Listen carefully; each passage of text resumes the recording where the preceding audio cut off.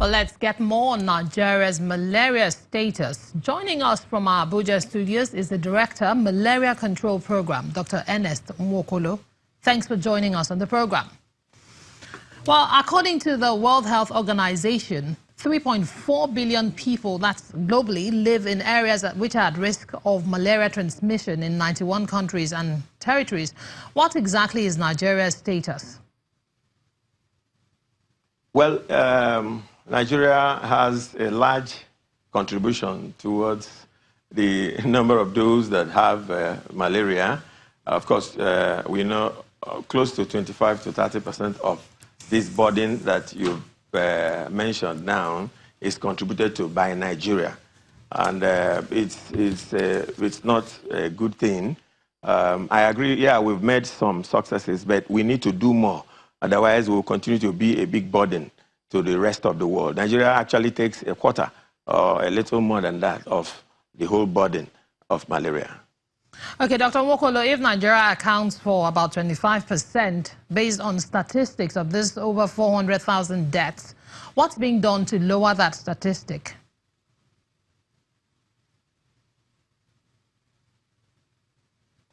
What's being done to reduce the statistics or the number of people who die, or to reduce Nigeria from having 24% of deaths recorded in Africa? Yeah, a lot of things are being done. Nigeria's implementation of malaria control is really vast. We are doing a lot to promote long-lasting use of long-lasting insecticidal nets. I'm sure many people will attest to the fact that several states have had long-lasting insecticidal net campaign programs, whereby these nets are distributed to people all over the state. It's a statewide thing, campaign that has happened in several states. And treatment is being given out with artemisinin combination therapies. In the public sector, it's free.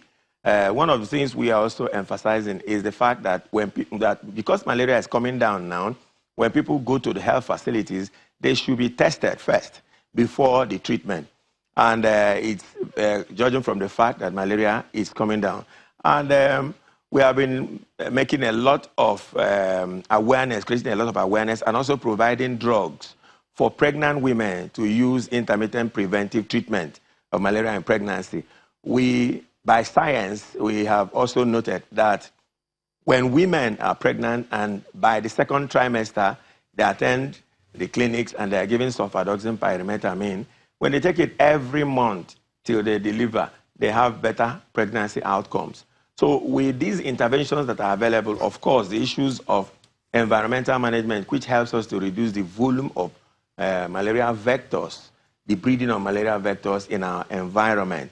These are the things, the interventions that Nigeria is using, and a lot has gone into it. But all we are saying is that we need more to go into. We need from government at all levels. We also need from private sector. We need organizations that are working both in the communication, oil, and all that. People that are working within communities. If I may come in here, Dr. Nwokolo, if I may come in here, you are not just being the director for the malaria control program in the country. You have a lot of field experience. You see some of these things firsthand. How effective would you say these intervention programs have been? Well, what we are saying is that, yeah, it's scientifically proven these interventions we are giving are effective. But what we are seeing is that people are not using them. When we distribute the nets to people, they don't use them. They just keep them. And but it obviously shows that we need to do a lot of behavior change communication to be able to build the net use culture. And again, that's one of the emphasis we are making for this World Malaria Day, that we need a lot of behavior change communication, and private organizations, government at all levels can help to increase this. Because if the people have the nets and they don't use them, obviously the intervention will not be working. All right. And then, of course, the issue of pregnant women. Thank you very much. Pregnant women attend these clinics. Thank you, Dr. Nwokolo. Thank you.